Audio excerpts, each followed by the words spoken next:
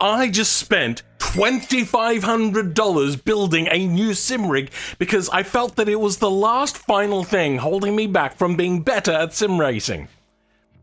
Because clearly it's not a skill issue.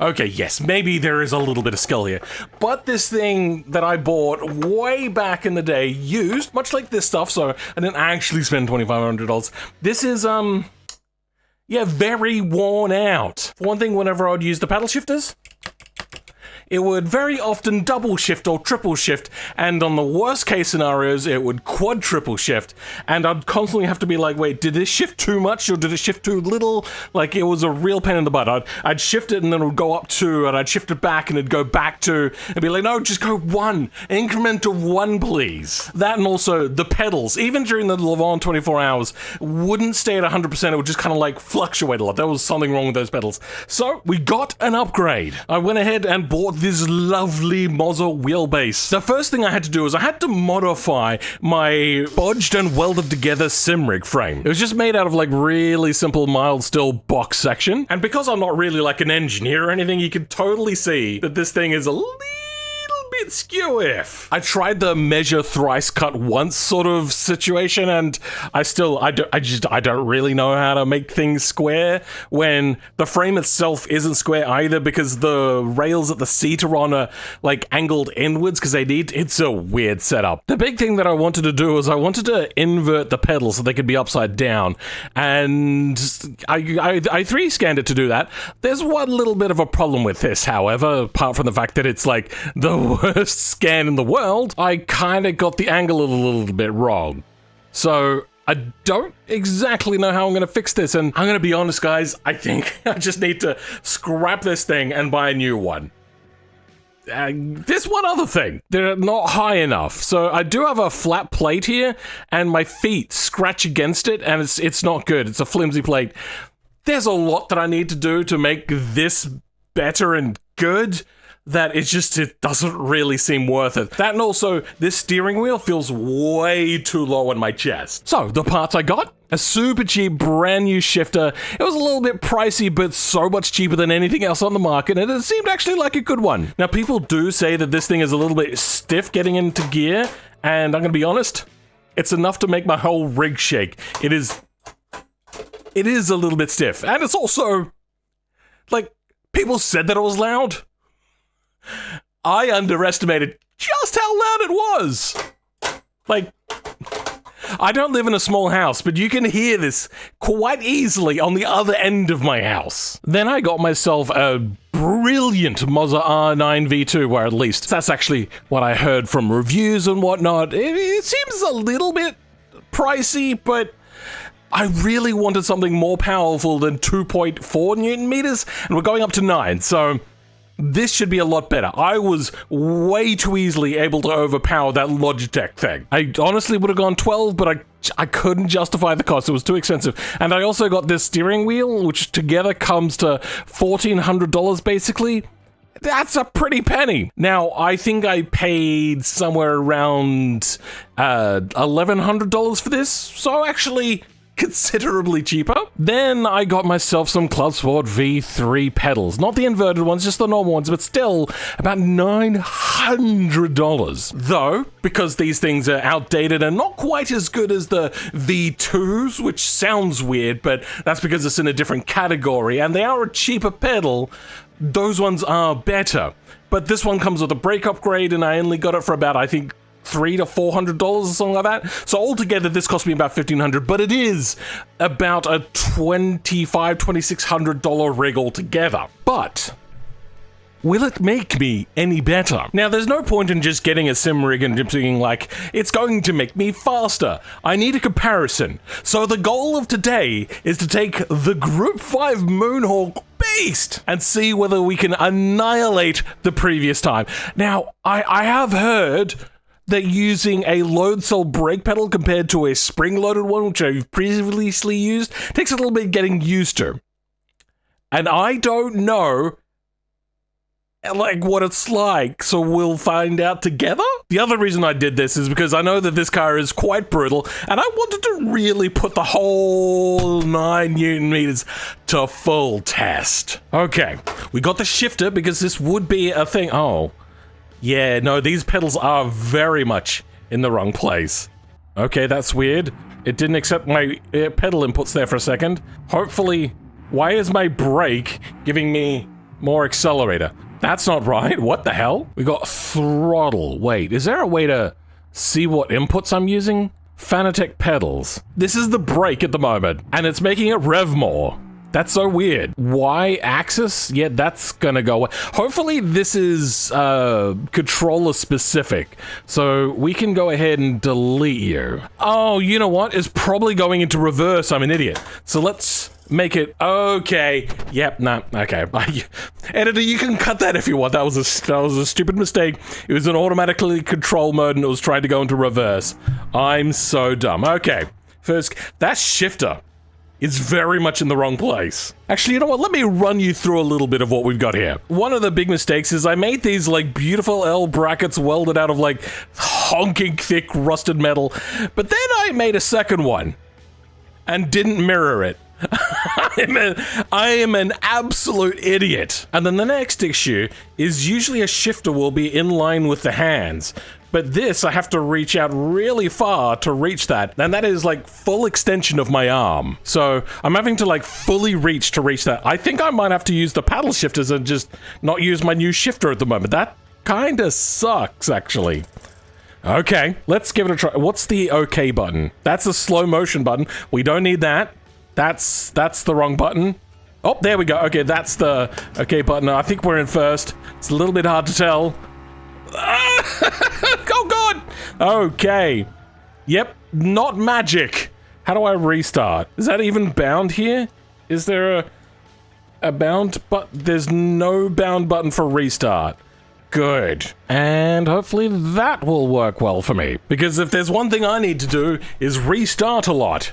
Now, the time which we're trying to aim for is, I think, 1:38? So, let's do... Wait, hold on. Which one's change camera? That was the wrong button. Okay, yo, that's... Nope. There we go. That's camera.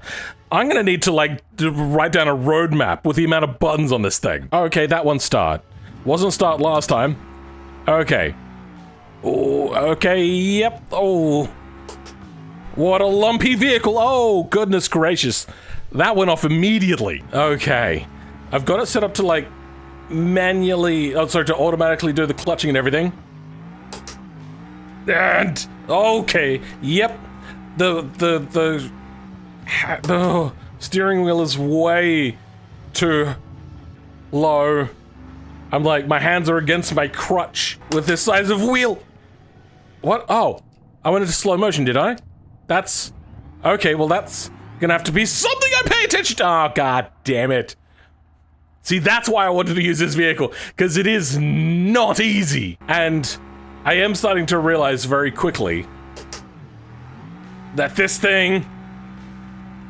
I feel like the force feedback is inverse sometimes. Okay. Yep, those brakes are something to get used to. Ah! Okay. Okay. I need to tighten down this thing. It's made itself loose, and oh, it tightened down skewed. Frick. All right, whatever. Let's give this a go. Ah, okay, that's great. I think I might need to also, yeah, turn up the, oh god, the steering sensitivity. Strength. Oh. Choose more powerful steering. Oh, okay, that's fun. And I think also, like, dead zone end is what we want. So let's take off, like, 25%. Should make it a little bit more touchy. Oh, okay. That instantly feels very different. Oh, okay. Yep. That's a thing. Oh my god. I can't describe. When this thing is turned off, you can feel it like all notchy and whatnot, and I was worried that this is gonna be notchy like my Logitech wheel. Ah! Oh, okay, I've gone into slow motion. But no, this thing is incredibly smooth. Do I think that the smoothness is going to make much of a difference in my lap times? No, I don't think it's going to change anything at all. If anything, I am a little concerned about the build quality of this wheel. For $800, I thought it would have been like a little bit more solid than what it is. Because $800 is a lot of money to spend on something, especially something that you cannot test. I'm going to be honest, as it stands, I'm actually loving the force feedback on this. It feels good. The wheel is good. The shifters on it feel really nice. It's just, I think it's the material, the fabric. Maybe don't go with the Alcantara hand wrap thing. It doesn't feel good. Damn it. There we go. Okay, slow down. Ah, okay. This has a habit of locking up the brakes. Really? On the last corner? I mean, I was way off the time anyway. There is a lot to learn with this. Oh my god. Oh, my arms are tired. Like, the shaking and the sheer amount of force that this thing is giving me is wild. Now, for those of you out there that are of the buffer sort of build, that are stronger, especially if you've got a wider frame can have a more wrenching effect on this. It just has to do with leverage angles, I reckon, stuff like that.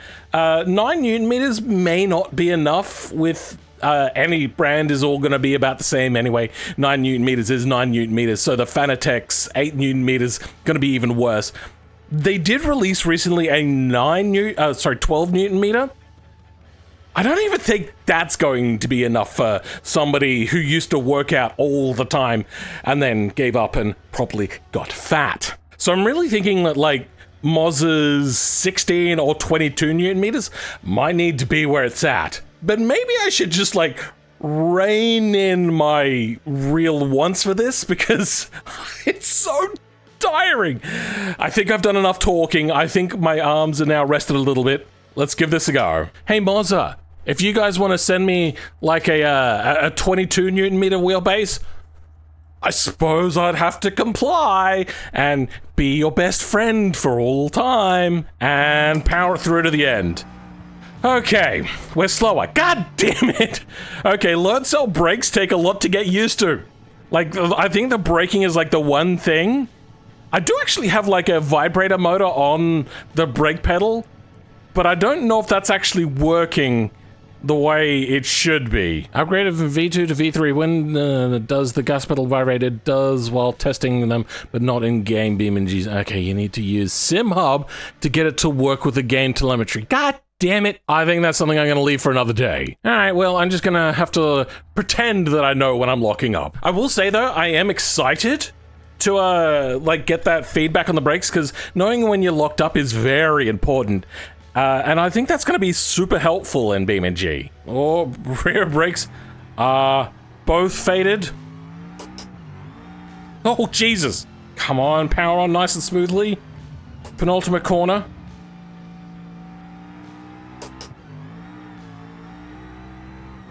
Final corner.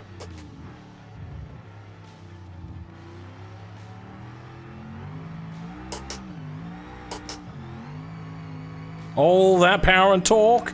And, god damn it, I'm 139 again! I'm still a second off. This is going to take a little bit to get used to. Damn it. And looks like this is going to be a much better time. A 134. We have done it. That is my new record for that car, though it seems that I've done a 125 on this track. So, I mean, it's not the fastest car, because it is from the 70s, and it is very, very uncontrollable. But, yeah, that's so good. Okay. Yes, I do think that this wheel has the potential of making me considerably faster. Not just because it has more torque and that the brake is a load cell, which is still itself is going to take a long time to get used to. The old one was just kind of broken. And during all of the teething problems that we've had with this, I have come to the understanding that it's actually, just a good feeling rig and setup. And I think having the confidence is the most important thing. The jankiness of it all, sure, whatever. This just feels a lot more confidence inspiring. And I like that. So, that is my new sim rig. I am excited to see how this works into the future. I might even have to do a bit of a stream at some point to do a comparison of all my laps, because I've also gotten a little bit better at sim racing. Why are the brakes flickering on? That's weird. Is it like 1% on maybe? I don't know. That's something I'm gonna have to look into. I also might make the brake pedals a little bit squishier. I do have a brake kit with it that came with this whole thing. I do kind of regret not going for a round wheel, but I also love this GT wheel. I'm going to be using the hell out of this GT wheel as time goes on. It is a nice thing to have. It makes me feel special. You know what also makes me feel special? My channel members. And that specifically includes the Rogue Tick the Crayon Priest, who is still a top tier channel member. You pro are awesome. Oh, unlike that wall tap I just did, which is not awesome. Which is me. I'm not awesome, but you are. For everyone else, though, you're not awesome enough. I mean, you guys rock. Thank you for coming. I do like the viewership. Help me get to 100,000 subscribers, because we are not there yet. I would like to be. I'm glad if everybody here enjoys this less than common sort of video. I don't usually go into tech stuff very often. But for now, I'll catch you all next time. Goodbye. Oops. Killed the engine.